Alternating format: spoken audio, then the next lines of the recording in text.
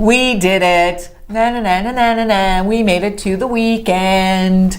It's Friday. It's Friday. Happy Friday. Good morning. It's raining slushy. Wow, what a goofy night. It was so windy, it kept me awake. I sleep through anything except last night.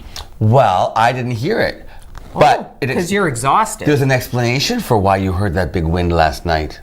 Because it's Big Wind Day. Of course it is. It's Big Wind Day, which explains why you heard the big wind last night. Has and why nothing to do with gas? No. Well, I don't know. I heard some big wind this morning coming out of Keith, but anyway, I don't know where they get these things from. Big Wind Day. It's Grilled Cheese Sandwich Day, Luann. Wow. Although now I gotta tell you.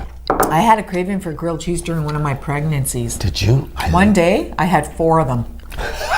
One day during my pregnancy, I had 4. I had 4 grilled cheeses. And then she had an 11-pound baby. Go figure. How did that happen? I love today, on a day like today, chicken noodle soup and a grilled cheese sandwich with a pickle on the side. Oh! You know what? What? See, my mother always made tomato soup with the grilled cheese sandwiches, but then she got a little crazy. Oh! And she put the yellow soup, my kids and I call it the yellow soup, you know, the chicken noodle in the box that you have to make. Yeah. The yellow soup. The yellow soup. So she mixed the two together. Tomato with the... And then a grilled cheese on the side. I may have to try Delish, that. right? That sounds like lunch today to me. So awesome. Have a grilled cheese sandwich. Get fancy. Put some tomato in it. Ooh, okay. Or a fried egg. How do you feel about licorice?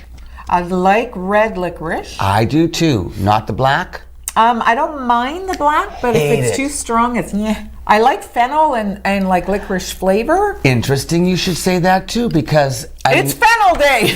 No, but anise and fennel and licorice are 3 separate... I always thought that fennel, anise, okay, I get a little bit different, but anise and licorice, no. Different things. Totally different thing. Totally different. They're not the same. And they found licorice in King Tut's tomb.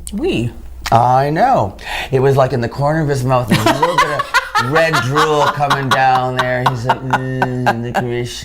Actually, did you know that licorice is a laxative? Which would also explain why it was in King Tut's tomb. Yeah. When you gotta go. It's black licorice is the laxative. It's a laxative? The red stuff's not. It also relieves this is licorice root. It relieves menstrual cramps. Really? A little late for that, but also... a little late for that. But no, it's good because it relieves the discomfort of menopause. Oh my word. Yeah, Give me a tree of the root thing. Well, I think what happens is you take the licorice root and your husband and children go away. Yeah. And it relieves the discomfort of menopause. Could you imagine walking around with a big twig of licorice root hanging out your mouth? Yeah, Mama's menopause. I'm having hot flashes. Back off. Apparently, it's also awesome for keeping your teeth white. Really? The actual raw licorice root. And if you have a fatigued adrenal gland. Oh, I hate that. I have a fatigued everything. My dog has no adrenal gland anymore, Tippy. It stopped working, which is electrolytes and all your potassium levels and sodium levels and stuff. Oh, so that can mess you up. No, she's on medication, 8 pills a day. 8? Yeah. God, she's so little. I know. Where does she put them? Does she eat them and poop them up? They go into where her adrenal gland is supposed to be, I guess. I don't know. Poor little Anyway, thing. So have some licorice today and stay healthy. Yeah, eat Not the sugary stuff. Like No, eat the good stuff. Make it into a tea. You can do that. Yes. Licorice root tea or something. I wonder if anise and fennel then would be. They probably all got to have some properties? kind of medicinal. All those roots are good for you one way or another, I fennel suppose. Seeds, that's also lovely in your teeth. But fennel itself, when I roast beets, like I actually take fennel, like the actual roast beets and roast fennel together. Beets and fennel roasted together with olive oil and garlic and some. So both from raw. You don't parboil them. You just slice them. I don't even peel my beets. I just scrub them really good. Oh. And leave the skin on.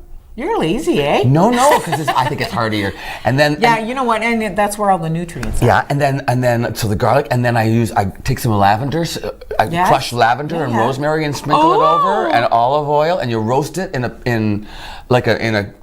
one of those white, what do you call those white things with the lids? A casserole. Yeah, there you go. You can roast it in the casserole dish about 40 minutes at 400 or 20 So when you're doing the fennel bulb, I slice it this way, as kind though of I'm thin. like celery. Right. About that thick chunks. Oh. Because they get soft. Yeah. Oh, it's so good. Is it? Yeah, roasted beets. I made that up myself.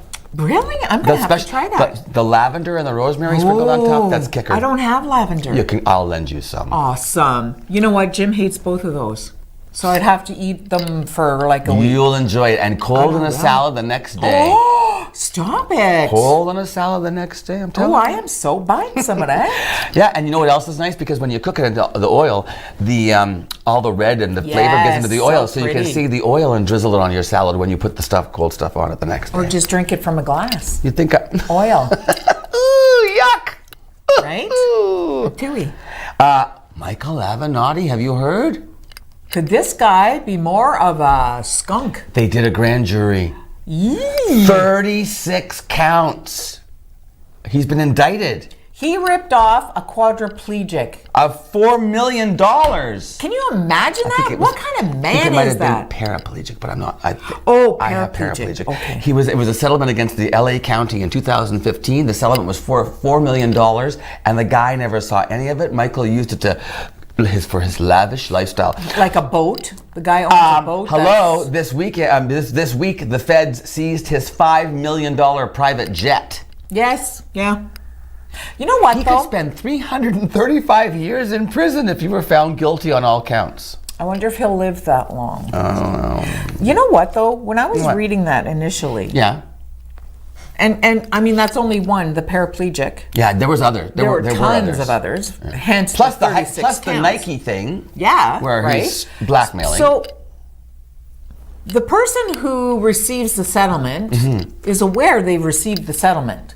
So if he's taking $4 million and the client sees none of it, why is the client at not any point going, where the heck's my money?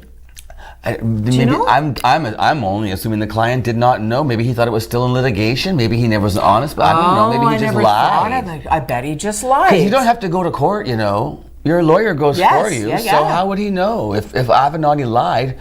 What would the guy know? I'm just guessing. I don't know the details. That's a good point. Isn't that horrible? There's some other. I didn't know that Johnny Depp. Oh, I just read about him. Is it ex-wife or estranged? Anyway, Amber Heard is her name, and she wrote an op-ed article for the Washington Post. Oh, I didn't see that. I saw she recounts his abuse towards her in court documents. And man, she got into it. She got so graphic. She said there's photos apparently. Yes. She has a bruised face and scarred arms from his domestic violence. He would use drugs and then take prescription drugs and just lose his mind. She said one time on a flight, they had a private jet, but obviously there's other people around. He got on the flight hammered, and he said he demanded of the attendant, "I need oxygen, get me some oxygen." And he started to get really mouthy and started throwing things at Amber Heard and stuff. So she just quietly got up and moved to another seat. Well, while she was getting up, he kicked her in the back. And then he went and sat right beside her and he said, "Do you think you can escape from me?" Yeah. Yee. Johnny Depp. And then he gets on an interview and he's all, I gotta feel the role and I gotta really get into it and I gotta submerge myself. Oh, shut up. He, where is it? Okay, so Johnny Depp, where are you? Oh, here, this one. So it says that he was suing her for $50 million because he didn't like what she wrote in the op-ed, even though she didn't name him in the article. But it was clear that she was talking about him. So he tried to sue her for $50 million, and that's why she's gone to the judge and said, throw that case out because I've got proof. Yeah. And his lawsuit is saying that she's the abuser. Well, this will be interesting. Yeah, he said, she said. Yeah, he said, she said. That never happens. Hey, it's Friday. We want you to stick around. Oh, and we have some you like all this stuff that we're going to talk about today. Ghosts. Ooh, I love that spirits. Stuff. Because it's medium Jay Lane is coming to Sault Ste. Marie this weekend, and I got to interview her. She's the whole show because she was so fascinating. Awesome. And Luann has the news. So all of that and more on Mornings with Luann and Tim.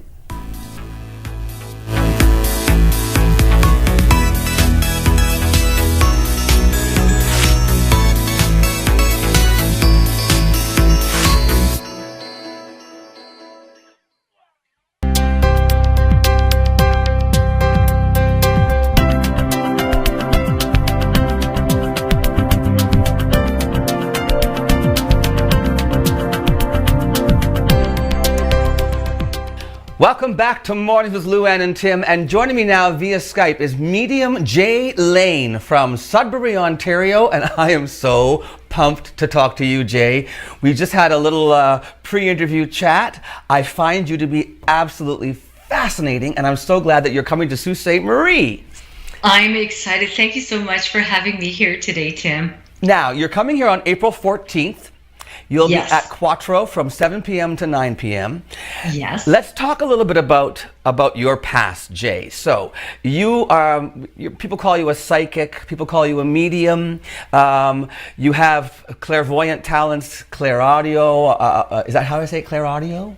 Clairaudience. Clairaudience. It's close, though. You're doing good. Thank you. Now, tell me about how you first discovered that you had these gifts. I don't know if you can really discover something like that. I think I've always been like this, and I had a near-death accident which kind of changed me in a sense because, after I come out of that accident, my hearing was a little bit different. And I think really that's the only thing I really had changed with me. But I knew I was different at about 9 years old because I had an experience that was really different. And the thing is, I didn't really think I was different from anyone else because my mother was a practicing psychic, as early as 1961. So I was kind of exposed to that most of my life. Yes. So your mother was, you said, a tea leaf reader, a psychic. Your father was a miner in Sudbury, yes? Yes, actually, he did work different things in the mine, and he retired very early because he was really quite sick, my father, and he died young as well. But the thing is, yes, my dad was a miner, and my mother was a tea leaf reader psychic.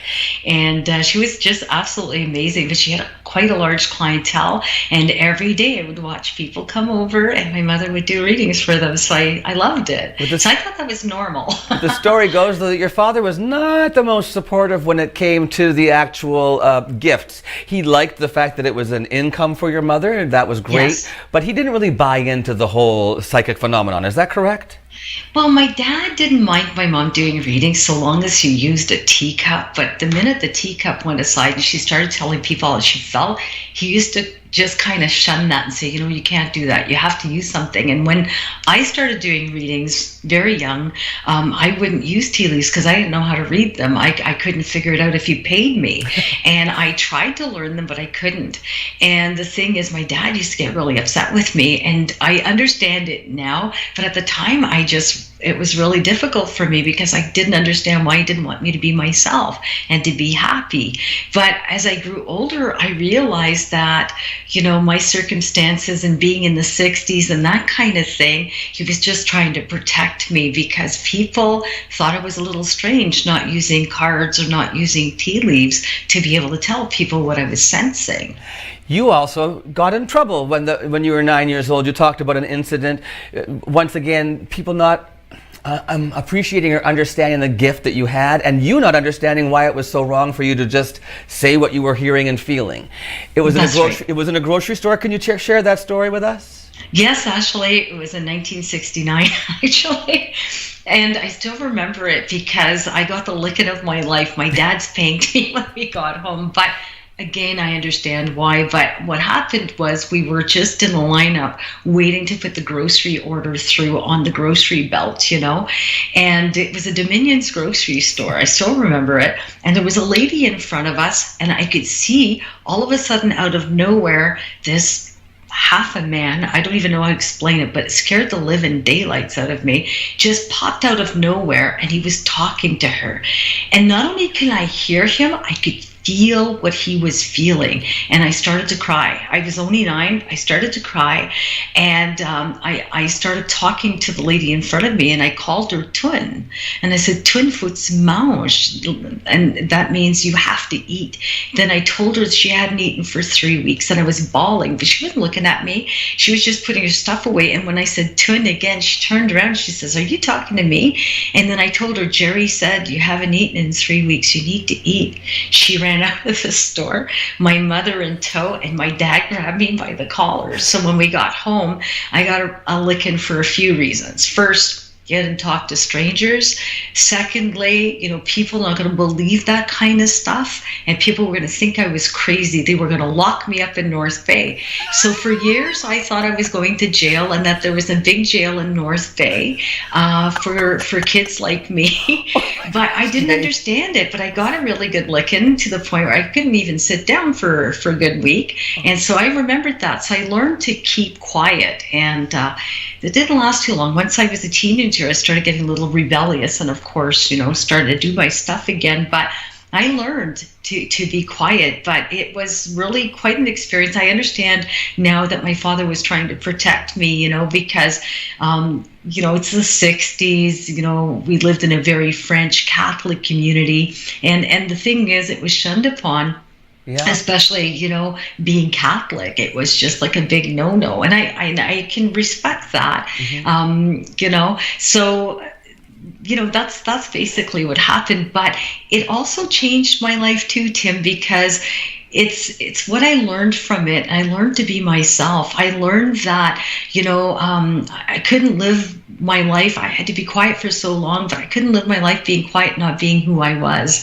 And it's funny, after my mother passed away, I came out of my spiritual closet, let's say, and I started doing readings. So here I am. You literally waited until your father passed early, and then your mother passed, and then you waited until then to actually do this as you say, come out. So I asked you're able to communicate with people who've passed over, and I asked you whether or not there's anybody in your immediate family that you communicate with, because you can hear people that are family members from your audience.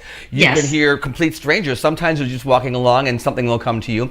And I asked you whether or not you communicate with anybody from your family, and the interesting answer was? Yes.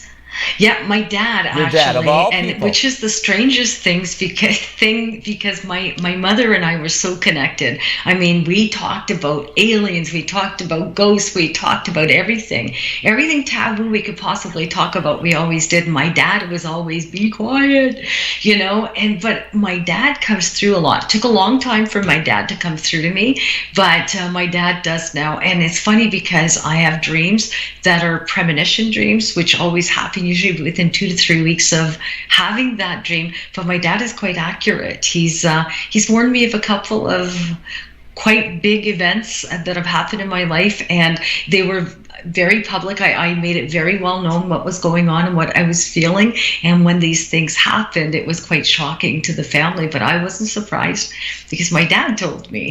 He told you in advance about your sister having a condition with her heart that led her to go to the hospital. Yes, actually, I had called my sister. I'd had a dream that my dad had made me hold my sister. And when I was hugging her, we were under this, when you're being interrogated by the police, just a light, a pendant light. And it was a dark, somber room, so I felt really down. And when I was holding her, I could feel chest pains. So when I woke up, it was about 3:30 in the morning. And I told my husband, I got to call my sister right now. She's going to have a heart attack. And he goes, what are you talking about, Jay? You just had a really bad dream. I said, no, it's not. I said, my dad told me. And I said, I have to call her because he showed me 4 o'clock. And I said, it's like almost 4 a.m. But it was actually 4 p.m. when it happened. But he showed me 4 o'clock and I didn't know it was a.m. or p.m. But I assumed it was a.m. So I had to call her right away and he wouldn't let me. So at 6 a.m. I called her, which was 5 a.m. her time because she was living in Manitoba at the time. And so I called her and she talked to me for about 10 minutes just about her pierogies that she had made. Then she says, why the heck are you calling me at 5 a.m. my time? What's going on? So I finally told her, are you okay? Did you have heartburn last night around 2:33? She goes, well, yeah, but I was up all night making pierogies. And I said, no. I said, you have to go see the doctor today. You have to go today by 4 o'clock. So my sister wasn't feeling well around 3. She told her husband she was going for a walk that day. And a lady found her hanging on to a chain link fence at the school in tremendous pain, couldn't breathe, and she ran into the house across the street and called an ambulance. And my sister was taken from Dauphin, Manitoba to Brandon, and then was airlifted to Winnipeg Health Science Center, was given 3 shocks to have her heart, stabilized, and spent 3 weeks in the hospital having a massive heart attack. Now, I have to go to a quick commercial. But we were going to wrap this up, but I'm not done with you yet. So can you just hold tight? We're going to go to a quick commercial, and when we come back, I want to talk about you're coming to the Sault. I want to talk about those dates, but also I want to get into your blogs and the stuff about after death. Okay. Okay. All right. So we'll be right back with more with it's medium Jay Lane right after this.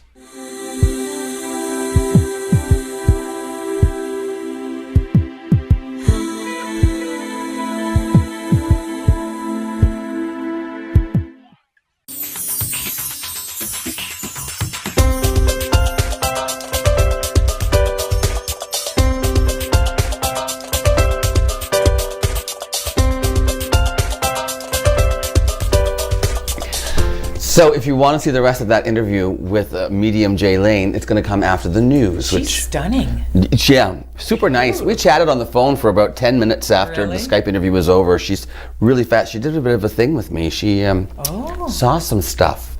It was interesting. Good? Yeah, it was. She called up some things that were pretty accurate. Wow. Yeah. Awesome. Yeah. Very exciting.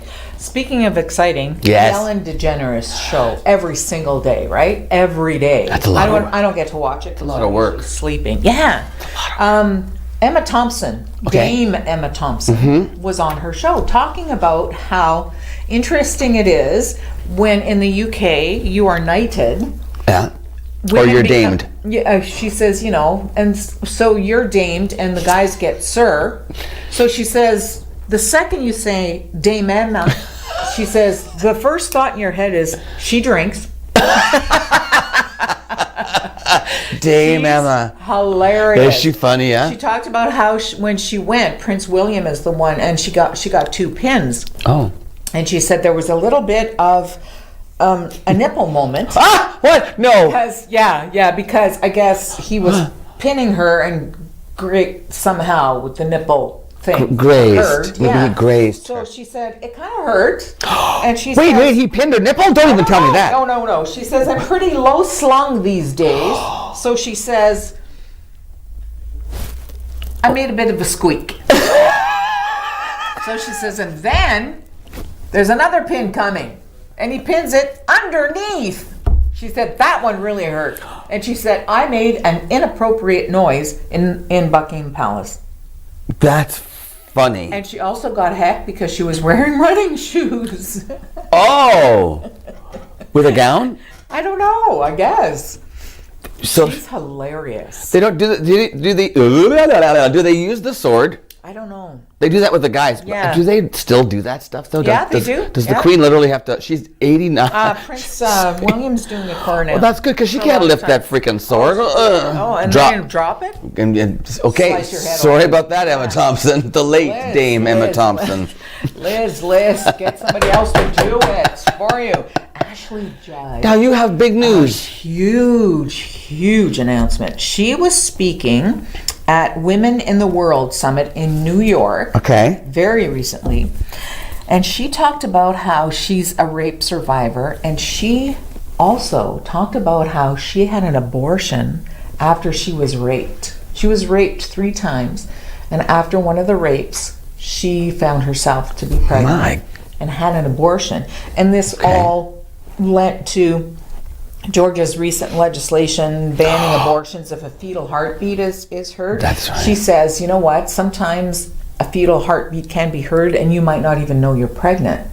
And she said where this particular rape happened was in Kentucky, and she says in Kentucky, if you have a child, obviously the father has to be identified, and she said I would have to legally co-parent with a rapist. Oh. So she feels very strongly about this, obviously. She reminds me, she's an activist too, like Alyssa Milano. Yes. Same sort of deal, right? Yeah, absolutely. Wow. Imagine that though. I mean, regardless of your take on abortion and stuff, to be raped and then to be, oh my word. Co-parented, wow. So, yeah, that would be Woo! nasty. Wow. Yeah, stay with us because we have news, and some of it's interesting right after this.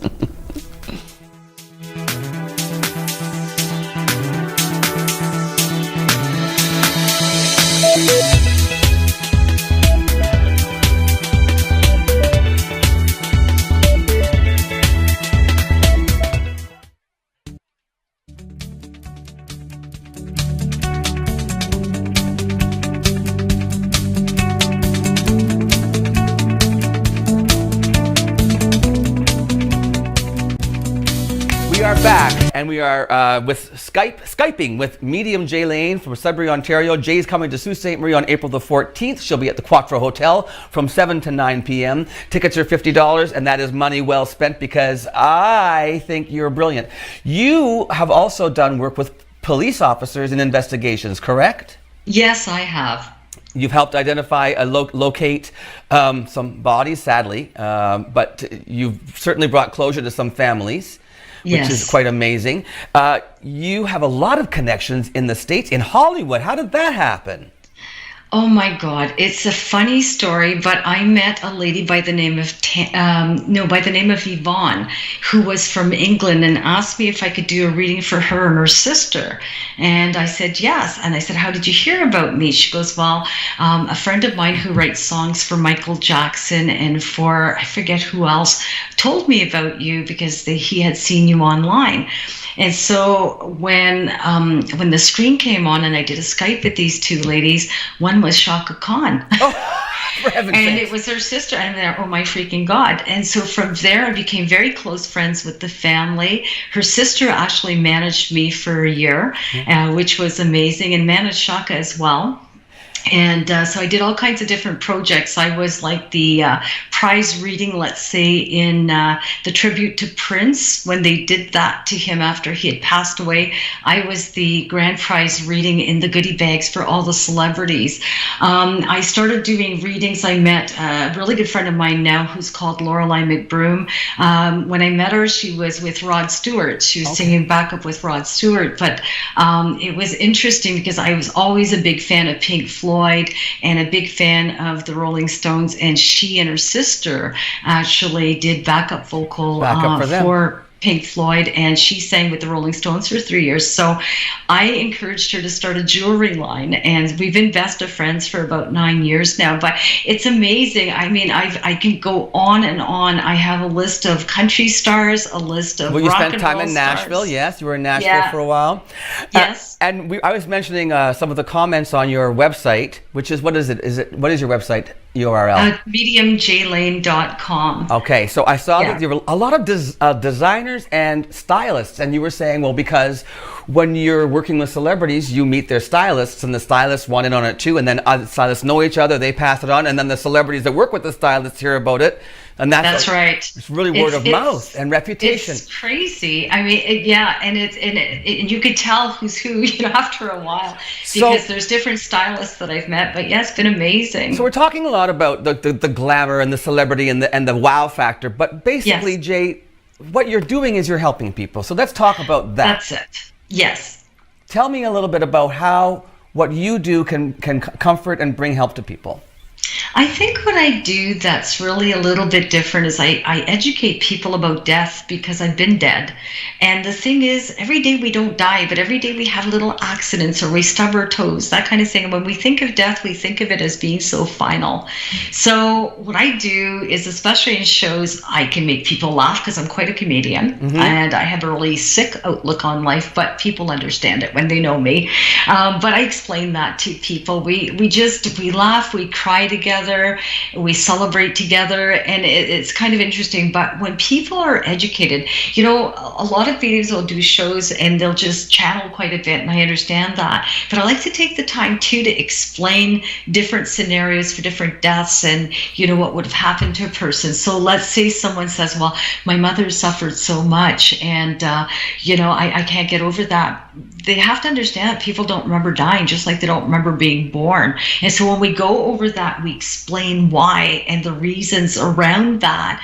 It brings them a lot of comfort, because they can then, they don't have anyone to talk to about those things. So they either have to read or they have to, look at a lot of information. So I think just getting down to the nuts and bolts of it and telling them, what happens to that soul when they cross over really gives them a lot of comfort. Even if it wasn't a huge message, just knowing that that soul is really quite happy and always around is a huge relief. And I think I have a knack of doing that. Good for you. And your career is leading you to more exciting places. Yes. Most of us have probably heard of the Ghost Whisperer. You have a connection with that gentleman?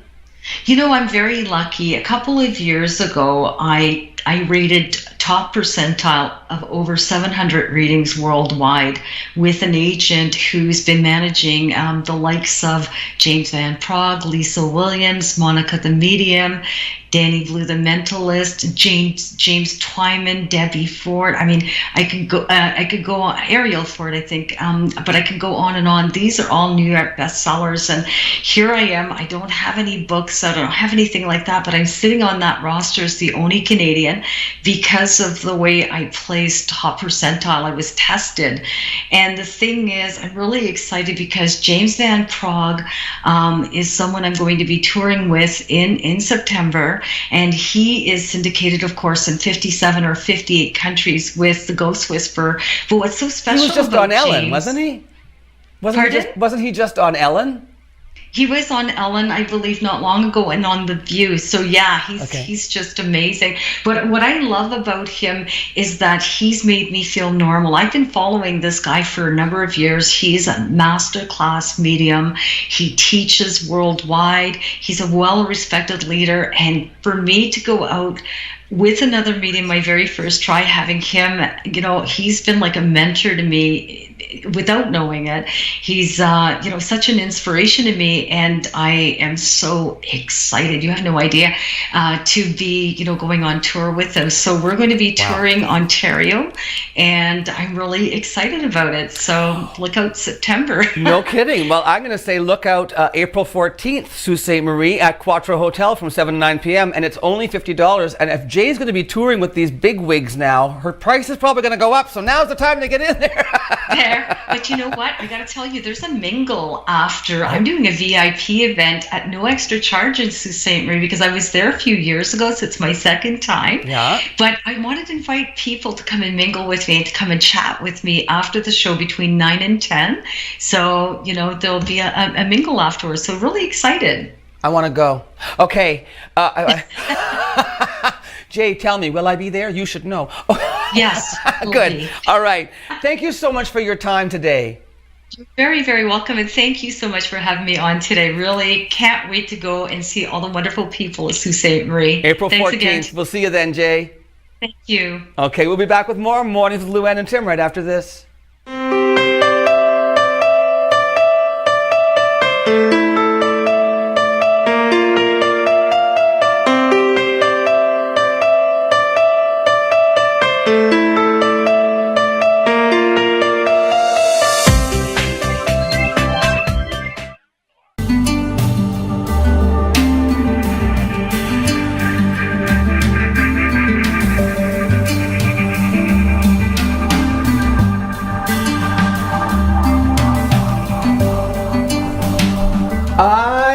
I'm beside myself. I don't know. Cindy, I would adopt every single pet that... This is Jack, ladies and gentlemen, and this is our friend Cindy Ross from the Humane Society. Thanks for being here. Thanks for having us. What an awful day for you to be driving around. Yeah, it's Friday though. How did Jack do on the car trip? Well, we put him in a crate. Okay. Because he's a little nervous peer sometimes. A little nervous peer. Yeah. So he has not peed since he arrived in the studio. No. He's had no less than 5 people approach him, and he's been super. Yeah.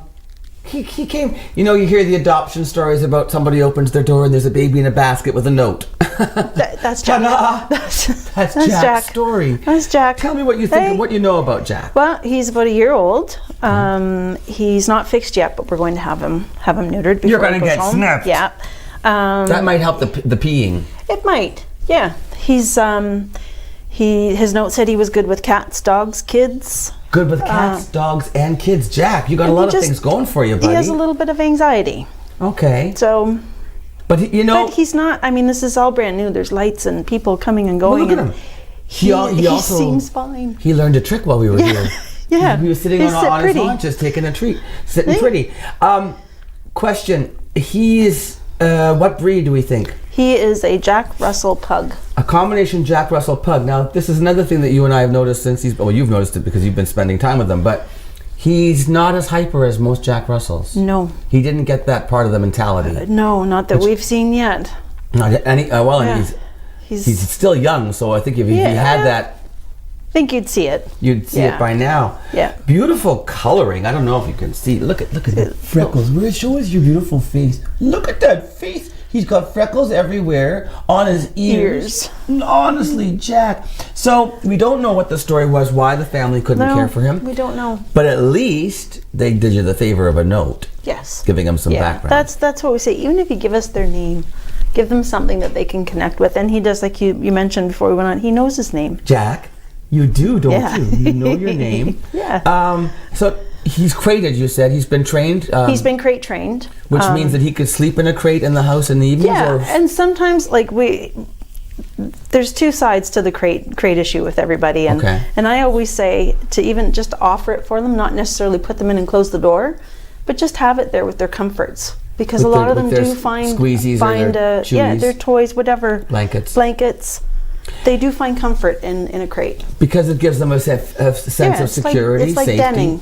Yeah, exactly. Yeah.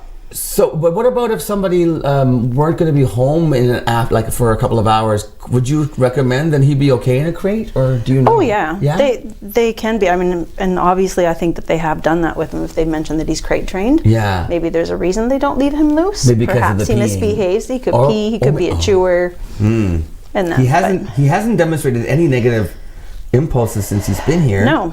Rolling over. I was on the floor with him. Yeah. And he rolled over and rubbed his belly, and so calm for a dog that's so young. You don't really have any concerns about finding a home for Jack, do you? No, it's just finding the right home. Just finding the right home, because he's an ideal pet. Yeah, I think so. And like I say, they all are. Mr. Bowser, if you're watching, I don't know how you would feel, but this is one that I would really like to have. Yeah. It's just, I have the issue of having 3 other dogs. Yes. And as much as he likes other dogs, but my dogs like having another dog in the house. And I don't think that's really fair to them right now. Exactly. So, as much as I would like to bring you home, I just can't do it, buddy.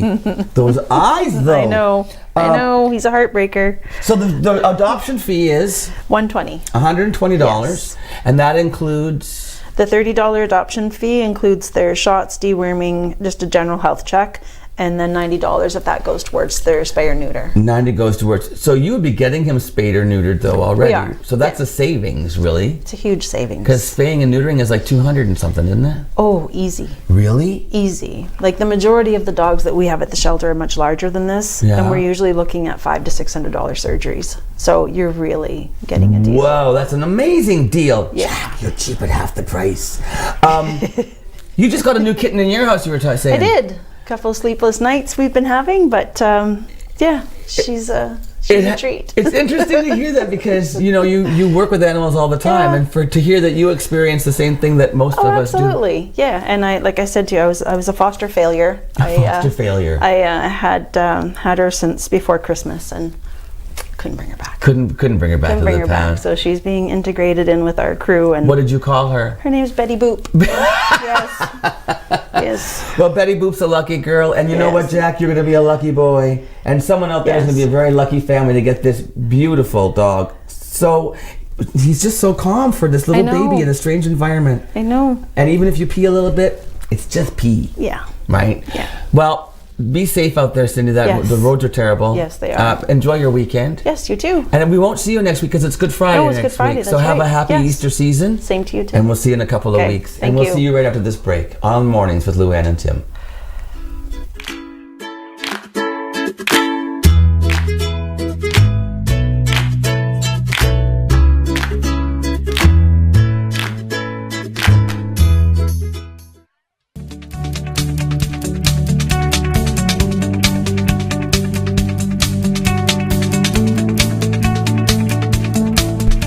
I'm telling you, $120 for that dog already fixed. That's amazing. I love our Humane Society is amazing. You know what? They do such phenomenal work. They do. He did so good, didn't he? Jack was amazing. I came in the room after we were just off the air, and he barked, and he just went, "Arr!" He was like a little, just tiny. Yeah, just tiny little bark. Nothing to be scared of. Don't be scared of the weekend either. No, have a great one. We'll see you here Monday morning.